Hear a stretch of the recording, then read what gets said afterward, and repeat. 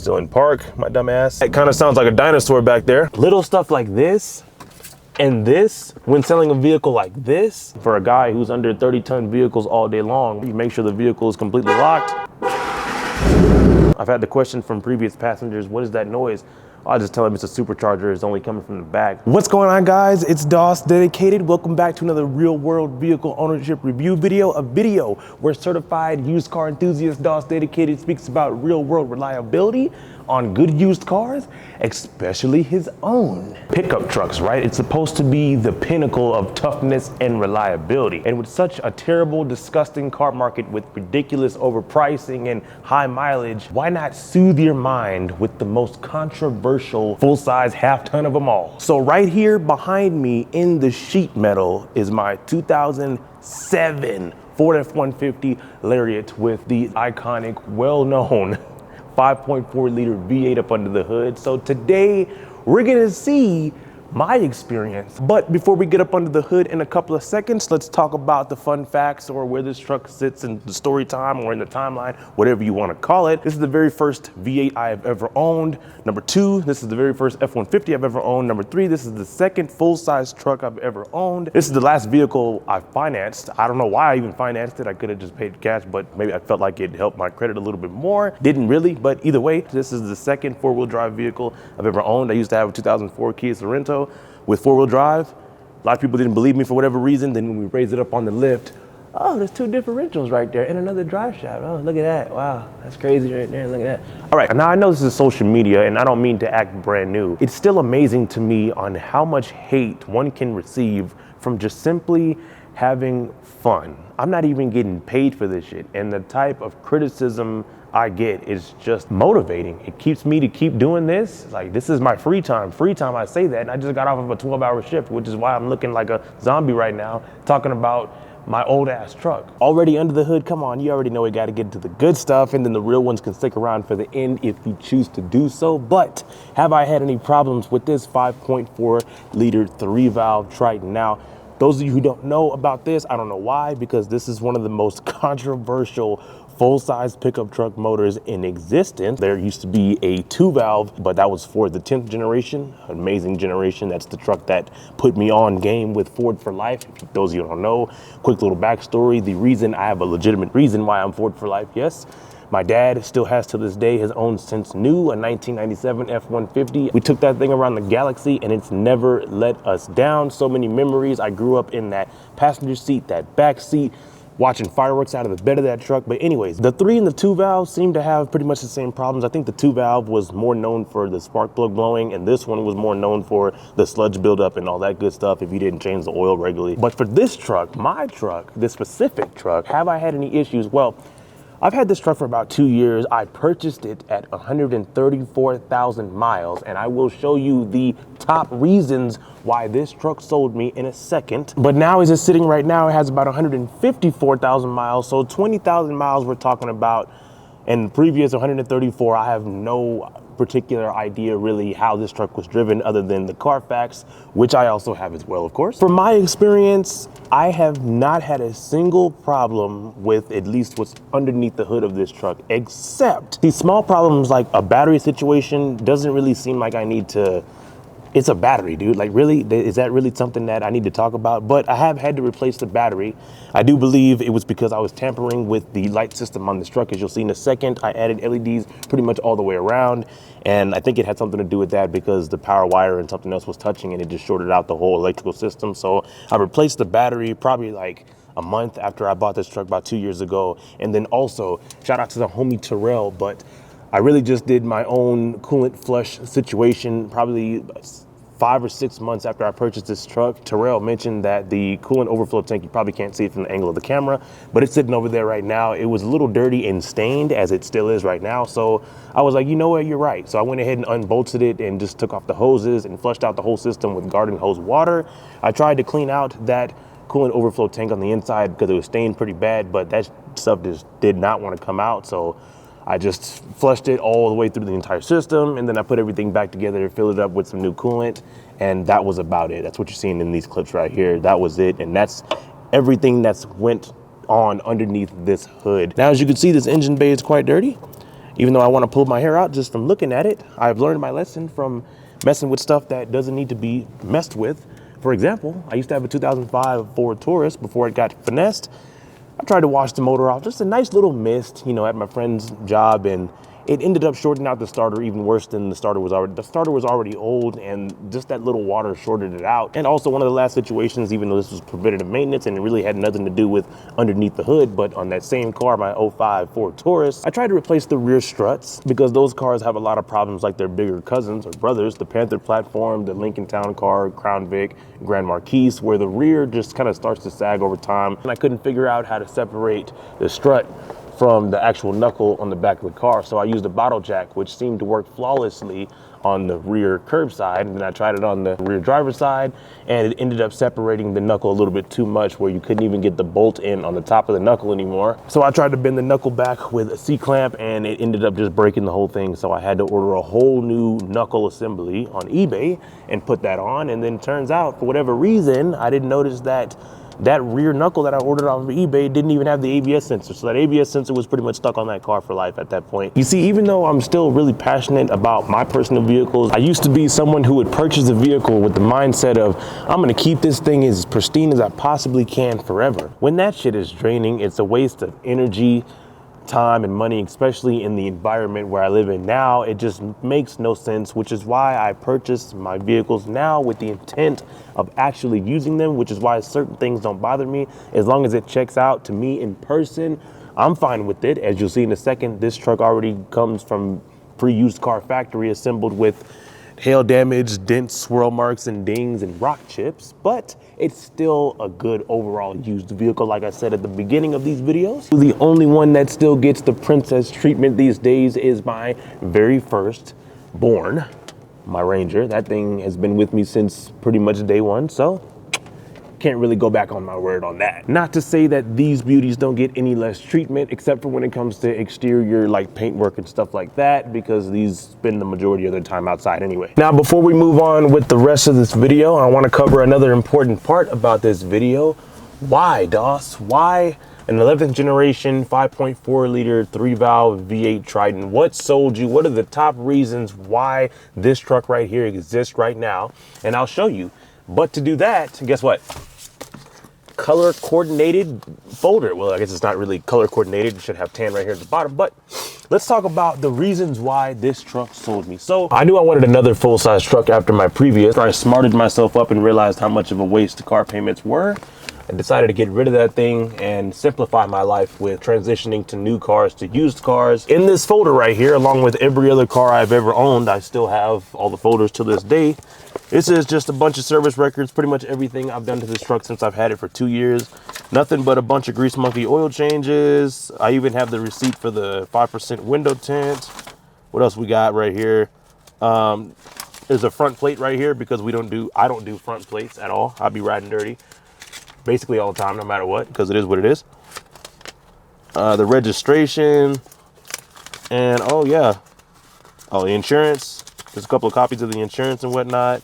Oh, the Carfax. Here is like a 20-page Carfax report. So I am actually the third owner of this truck. It used to be, well, it was first bought by some rental service or whatever, and then it was bought by an individual owner, which pretty much drove it the majority of its life in Wyoming. And we got all kinds of nice oil changes. It seems like the previous owner did quite well in keeping up the maintenance. Not just the in-person appearance and all the history reports about this truck, but also has to do with this. What's in this little black Ford pouch? I don't know if they still have these on the newer Fords, but this is a pouch that contains a lot of great information, like a little tiny owner's manual for this '07 F-150. But not just that, but the previous owner, like I said, I'm the third owner, and the fact that we still have some of the stuff in here original from day one is crazy. When I see stuff like this right here, this is the original window sticker for this truck. I'm the third owner, and this thing still has the original window sticker from '07, at least the majority of it. And I know some people look at this exterior color and think this is like some type of King Ranch version.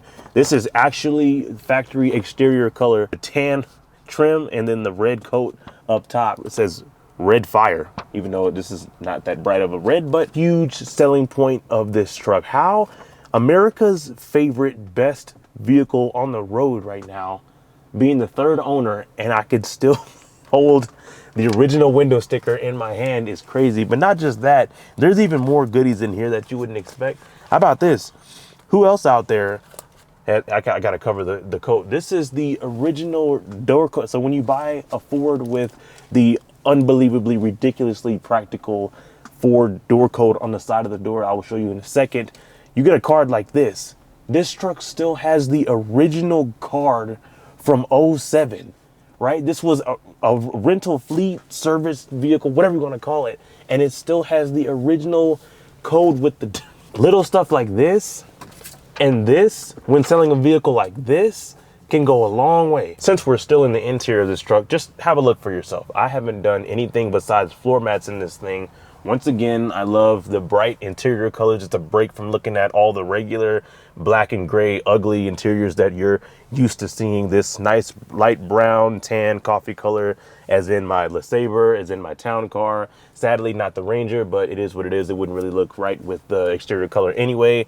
And also, once again, the 6 seats, column shifter on the back of the steering wheel. This is a nice, very well-known common trend with all the vehicles I tend to buy. It doesn't even really mean to play out that way. Sadly, something that disappoints me up here in the front is the lockable glove box. There is not one. You can't lock this one. It's just a glove box. So hopefully you don't have anything important to put in there as far as registration or whatever, because you can't lock it for some reason. Come on, Ford. Then really the only other luxury features this truck has to offer, the driver at least, is the power adjusting pedals. As you see, they come out and they go in just like in my town car. And in the back seat, it's really no exception when it comes to getting this really nice light brown, tan, coffee colored leather. The rear seats feel a little bit more cushiony than they do in the front. But as far as any goodies back here, you really don't get too much besides the cup holders I mentioned already. You don't even have climate control vents on the back of the center console, which makes sense when you look at the way it's built. There's not really any room or space, but they probably could have engineered it some shape, way, or form, or whatever. And then this 12-volt cigarette-style outlet doesn't even work back here. I'm not sure if it's a fuse or whatever the case is, but in this particular truck, it does not work. But at least you can sit back here and enjoy my cocoon effect. Once again, I've already mentioned in a lot of previous videos of my cars, 5% all the way around. The windshield has a little bit of a lower custom 5% brow right there on the front, and it's just nice and dark in here, especially if I would close all the doors right now, turn off all the lights. It's very nice and comfortable. You feel like you're in some type of a bubble wrapped cocoon shaped situation with all of my 5% tint. But you do have an armrest, but for some reason there's not a little pull cord. You can pull it out, and there's no cup holders. But look at how new this leather looks, man. You can tell not very many or anybody really sat back here during the majority of this truck's life. Take one more glance at how beautiful this leather and the overall condition of the entire cab of this truck is. What's underneath the seat? Bam. So you got your 60-40 split right here. I think this is like some type of subwoofer situation. And then over there on that side, as you're about to see in a second, is the jack situation. Got your nice little crank jack right there. Of course, I'd typically just probably ride with a 3-ton jack. And since we're talking about the rear seat situation, one more thing. One reason why I envy the 12th generation from the 11th generation is that this truck still features the non-flat load floor. So you still got your transmission tunnel right here, which ultimately messes up the situation. Is if maybe you wanted to fold up the seats and sleep back here, you can't necessarily do that. I'm already disgusted in what pickup trucks, mid-size, half-ton, or heavy duty are turning into these days. Basically just giant, complicated, computerized piles of plastic that can barely make it past their warranty. But this is still considered one of the last real full-size American-made trucks, simply because this 11th generation F-150 was still a great example of what it looks like when engineers actually care about what customers want. Just the configuration of this 11th gen overall was insane. It was basically like a Build-A-Bear situation when it comes to your pickup truck. So many different cabs, so many different beds, so many different colors. It was really a unique moment in the history of American full-size pickup trucks overall. Even though we'll probably never see anything like this again, because engineers these days are more focused on how much money they can sell for at MSRP. Something like this in this good of a condition is just really nice to step back and appreciate every now and then at least. Since we were on the inside talking about reasons why I envy the 12th generation, so like I mentioned in one of my previous videos about this truck, I was actually shooting for the 12th generation, which is 2009 to 2014. A couple of reasons. Number one is nobody I know really has ever had one of those, so I wanted to be different. Even though that was the truck that Ford really started to push the EcoBoost engines and the turbocharged V6s and 4 cylinders and stuff like that, and they started to kind of dial down on the configuration as far as the actual truck goes, and they wanted to bring more variety to the powertrains instead. I don't know why they couldn't do both. I guess it was just a waste of money, but either way, that is when the trade-off from the 12th and the 11th generation take place. Like, they're only down to one 8-cylinder 5.0 liter V8, and then the rest of them are turbocharged EcoBoost engines, but it's a different world nowadays, I guess, sadly, so you gotta appreciate what's still here at least. Like I said, I knew I would get another full-size pickup truck after my first. This right here would be the exact 100% spot-on build, as if I was way back in 07, you know, ordering my custom-built F-150, the most practicality, except it doesn't have a sunroof. I wouldn't option out for one of those anyway, because it's just something else waiting to leak or break during a hailstorm or whatever you can call it. And then the rear glass, now, I wouldn't mind if I had one of the sliding ones, but this fixed giant piece of glass back here also probably was the option, most likely, of course, but it's fine as well. I don't really mind that either. And then, like I mentioned on the window sticker, this is the Lariat package. Now, typically you would see the two-tone reserved for a King Ranch. I don't even know if King Ranch existed back in 07, but this was actually a factory option. For whatever reason, I didn't know about this. It looks like a King Ranch, but this is indeed a Lariat with the pinstriping. On the other side, it's a little bit more faded than usual, but this is a factory pinstripe right here as well. And this is the actual factory color of this truck, believe it or not. These side steps are also factory, as you can see on the window sticker, and of course they say Ford as well. This double pipe side exhaust right here, of course it's not factory. This was like one of the very first modifications I've done. Originally went to an exhaust shop to get a Super 10 put on this truck, but there's actually a resonator that sounds just like it. So I went ahead and went with that option because they were like, well, you can get a Super 10. We have a Super 10, but it's used. It's not really much to tell you about that. It's just a used part and that's about it. Or you can get a brand new resonator that sounds just like the Super 10. So I went with that, even though this truck was still kind of quiet either way, but it is what it is. Another reason why I envy the 12th generation F-150 is because Ford decided to add an additional 6 inches to the overall crew cab length. If you notice, you pay attention to the 12th generation versus the 11th generation passenger and driver side window right here, you'll see that the 12th generation is a little longer. The overall cab is a little longer stretched out. It's because it's more room on the inside and making it an overall more practical truck than this one. Let's talk about the mirror situation on this truck. When I purchased it 2 years ago, it did have the original squared, smaller power folding mirrors, but I've always loved the look of these towing mirrors. So I went ahead and added my own, and everything works just fine except for the power folding feature. That just doesn't work anymore. So you gotta manually fold it, or you can telescope it out right there as well. So the funny story about these mirrors is that they're kind of raked a little bit, and it triggered my OCD for the longest time. It still does a little bit, but you'll notice this mirror is kind of curved a little bit more than the driver's side is more straight, kind of pointed out towards the other side of the truck. And my mind now, I kind of trained it to be like, oh, it's kind of like, you know, the new Ford GTs where the mirror sits back a little bit further on the door situation. If you don't know about that story, the car is built like that for a reason. Well, these mirrors are built like this for a reason, because this is actually the second pair. I took the first ones back just to make sure that they were built the correct way, and they are. This one curves a little bit more the passenger side than the driver's side does. It's straighter out, I guess, for better visibility overall. The bottom mirror is manual, but the top mirror actually works with the buttons on the inside in the door. I guess the motor is actually built inside of the mirror when it comes to the folding, and this one, these aftermarket ones don't have them. None of them do. It matched the truck for the most part, and does, even though this chrome is kind of getting stained now.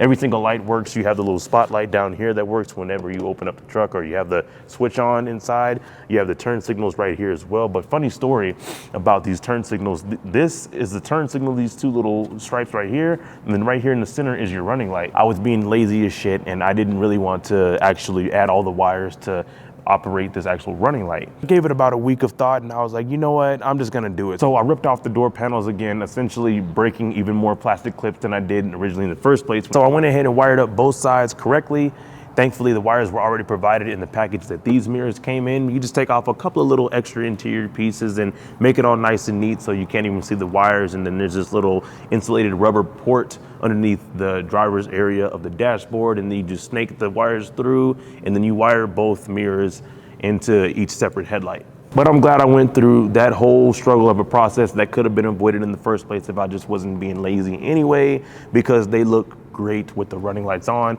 as you can see right now. I have replaced this wiper strad. It's like a two-piece situation. It was just kind of old and plastic and cracking, and this one would probably eventually do the same thing. What's new in the front? Nothing much more than your typical eBay Motors special when it comes to the headlight situation. These are obviously not the original factory headlights. Two running light lines right here. It's not necessarily a C-clamp. I didn't want the C-clamp, just like every single other vehicle on the road has some type of LED C-clamp that is featured in the headlight assembly, but I wanted these two lines right here, and then you have your high beam, low beam right here, and then your switchback turn signals right here as well. I love these switchbacks, and then you have a little bulb right here as well. It's kind of like a corner light, even though these are turning greenish yellow for some reason, and they haven't even been on this truck for that long. And of course, a similar situation with the fog light assemblies. These are brand new. Well, I say brand new, but all these lights have probably been on here for about a year and 10 months. Brand new clear fog light assembly with the LED bulb in there. But on this side, if you look a little closer, the little clear housing of the LED bulb fell off, and then another piece of the bulb fell off. It still works, but I noticed that. I'm like, wow, never seen that before. eBay Motors special, I guess. So I'll replace that bulb eventually once I actually remember to do so. The little clear film on the exterior of the light is coming off a little bit, but those of you who know, you know. If you don't, you're about to find out. Let's talk about the unique ability that these late 90s, early 2000s Ford pickup trucks have to communicate in vehicle sign language with the lights. When you have the fog lights on and you try to turn on the high beams, it automatically turns the fog lights off, I guess, to make sure it doesn't trip a relay or blow a fuse or whatever. It's the same situation if you have the high beams on and you try to turn the fog lights on, it'll automatically turn the high beams off, essentially giving you this really cool fast-paced headlight sign language in case you're trying to let a semi, merge over into your lane or whatever the case is. You're just trying to like single out some idiot who's doing something crazy in traffic. You can do that. Gorgeous early 2000s Ford truck rims. They just don't make them like how they used to anymore, especially when you have the tire to wheel ratio is this perfect, like the 16-inch rim, and then you got all this sidewall just to make sure, just this right here just covers any curb, just in case. As you see, there's no curb rash on these wheels or tires at all. I don't hit curbs, but just in case you have an individual who is driving your truck or whatever the situation is, just know you're protected if you keep this wheel to tire ratio. And then inside there, you'll notice there's a lot of surface rust. It is only indeed just surface rust, trust me. I already made that video about when I took it to my friend's work and they looked it over, and everything looks pretty nice. No leaks or nothing like that at all whatsoever. Bone dry in there, just surface rust, because once again, this thing was basically originally from Wyoming. All right, the business end. The reason why anyone should have a pickup truck in the first place, not just to pick up your groceries or your kids. Have I had any issues with doing trucky things with this particular truck? Now, I've had this truck for 2 years, like I said, bought it at 134,000 miles, but just recently, last month, basically, is when I've done the most truckiest things I've ever done with any pickup truck I've ever owned, which is pulled a 5,000-pound trailer basically all weekend long. And then also a favor for a coworker, picked up a transmission for a 2011 Suburban in this thing, and once again, perfectly fine. I feel like that transmission was heavier than the dirt bike I used to put back here, 450cc Honda. Nothing, never had any issues with this truck at all whatsoever. But I know you're curious as to why that ABS light is on in the gauge cluster, and here's the situation with that. Now, ever since I bought this truck, I will admit there was a little bit of a howl coming from the rear suspension of this truck. And overall, throughout the 20,000 miles I've been driving it, it has gotten a little bit louder. I'm pretty much paranoid to the point to where I wanted to get it checked out. So long story short, this truck will essentially be needing a whole new rear axle. It's already ordered, on the way, and the process is going to be taking place next week, which is why I wanted to go ahead and make this video before I guess now and then after, you will see the difference as far as the noise. Hopefully you can hear it in this audio. But yeah, the results were your pinion bearings, everything down there is making all kinds of roaring noise. Reason why I got this truck checked out is because the ABS light came on. Now I know what you're thinking, what does that really have to do with the rear axle, even though there probably is ABS sensors on the rear axle as well. Not really as easy to change out as the ones on the front hubs. But I've had the question from previous passengers, what is that noise? I'll just tell them it's a supercharger, it's only coming from the back. It just, this truck sounds like a missile going down the road. You just can't hear it from the outside. And if you're wondering the cost of this total rear axle, this whole job, well, the rear axle is about $1,300 and the whole job will probably be like $17. I don't know what you're thinking. I definitely know what I'm thinking. For a guy who's under 30-ton vehicles all day long, why not do it yourself? I'm not doing no more heavy line drive activity, especially since that Taurus situation. I'm good. I'll let somebody else handle it, so it'll be under warranty. I don't even really have a legitimate place. I don't have a garage. I have a concealed parking garage, but I don't really have like a garage. So maybe if I can come back to it, you know, in a day or two. In this situation, I kind of feel like it's best to just go ahead and let a shop do it themselves. But anyway, a couple more features back here, at least you can tell from this angle. This is not a factory tonneau cover, but this is a cover that I would definitely recommend, because this is the leather one where you roll it all the way up and you can get every single cubic feet of inch space that your bed provides, pretty much for the most part. This was already on here when I got the truck, but at least the previous owner did their best to match the actual tan color of the bottom of the truck. This is supposed to be a tan too, even though it doesn't really look the same, but at least their efforts is appreciated. And then down here, you'll notice my invention. If you see anybody else with this, please file a claim report with the number or the email provided in the description. This is my 2-foot extension of protection with the little turtle just hanging out right there. He's letting you know I'm slow, but not really. Get up here and just fold this just to fold it. I don't want to get my hands dirty, but it's all good though, whatever. There you go. As you can see, we're folding all the way up to the back window. Since we are at the back window, look at how dark that 5% tint is. Man, you don't realize how nice it is having a 6-foot bed until you get back here and realize how much space you actually have. But anyway, other than it being really dirty back here, you do have 4 tie-down straps in each corner. You can really take a glance and look at how nice that 5% tint is right there. I did add this 3rd brake light right here. It's supposed to kind of match the aftermarket taillights that I put down there as well. We got some ratchet straps back here, and then a unique thing about this truck you'll notice on both sides of the bed rails, you have these 80s, 90s style General Motors pickup truck bed chrome pipes that are right here. These remind me of General Motors trucks because you typically see those with these on here, not necessarily forged, but it's okay though. It matches the mirrors and the wheels and stuff like that. Here's a closer look at the taillight situation. Like I said, these are aftermarket as well. These are fine since they are on the rear of the truck. They don't really do any fading or yellowing, even though I wasn't really aware when I first ordered these taillights. This protruding plastic piece right here, which also features the reflector, it just kind of looks a little weird. I don't know why they couldn't just make a flat taillight. I put those aftermarket LED plate lights on there as well. Yes, these are factory parking sensors. This is a factory 2-inch hitch receiver. I know you've already noticed plenty of dents on this truck, but I have to talk about one in particular, which would be this one.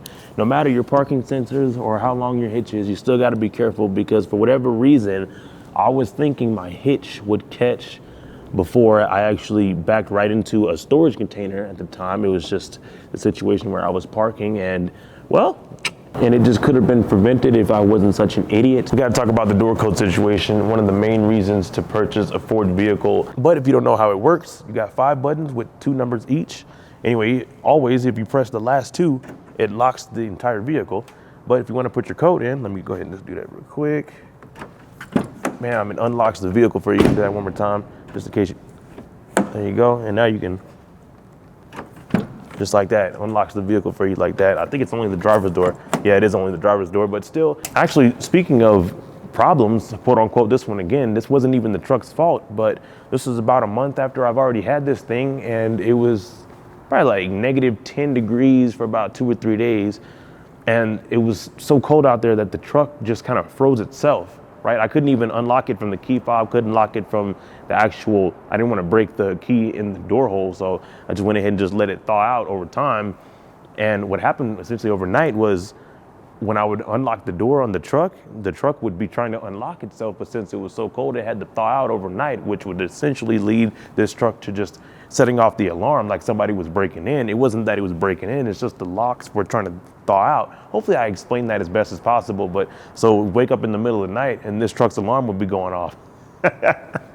But that wasn't the truck's fault, it's just because it was freezing cold. Also, a cool little trick about this particular truck, even though it wasn't a selling point for me at least, this thing has remote start. Aftermarket, of course, 07, they weren't really offering remote start in most vehicles, but it is from Ford though. As you can see, you got the little Ford emblem on this separate little key fob. So what you do is, like any other remote start, you make sure the vehicle is completely locked, and then you just hold this right here. You'll hear the truck kind of doing this little magic. And then there you go, it's alive. And the lights kind of, there you go. All right, so with this big ass camera in my hand, we're gonna drive around. Hopefully you can hear the roaring that we're talking about here. Just kind of got a little worse over time. Everything's still fine except for that ABS light. It's stuck on right there I was talking about. Oh, and if you do want to know about the 4-wheel drive, it does work. Yes, I've only used it like twice since I've had this thing, because I was sliding down a transition into some more cars, especially with that 2-foot hitch back there. That was kind of crazy. There you go. See, it just came on. Didn't even hear it click. Didn't even, except for the relay. You heard the relay click. Look at that. Look, just like that. We'll put it in 4 low. Put it in neutral. Look at that. All you hear is the relay clicking. That's it. Put it back in drive real quick. Oh, you can definitely feel it though. You can feel it dragging a little bit. But that's normal, obviously. Put it back in 2-wheel drive. Look at that, nice and quiet. All right, let's hear that rear axle differential, whatever.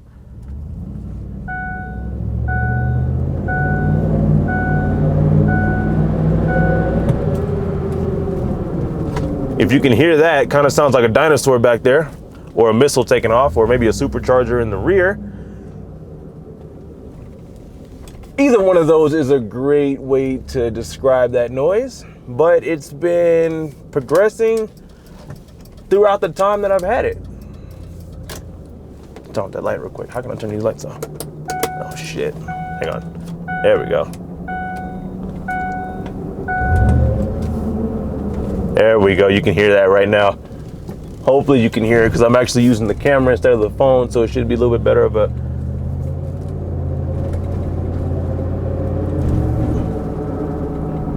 right there. You hear all that roaring right there, all that rotation action. Yeah. So there's your DOS dedicated review of the most controversial full-size American-made pickup truck, at least that was on the market.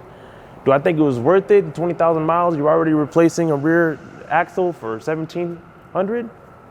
I do, because unlike most individuals who can't even last a season in your life, at least this thing can get you to point A to point B without a problem, no matter the glitches, even though this thing has never hiccuped. So I definitely do think it's worth the rear axle and all the rest of the adventures so on to come. But either way, hope you guys enjoyed this video. You guys stay tuned. There's more to come, and that's it.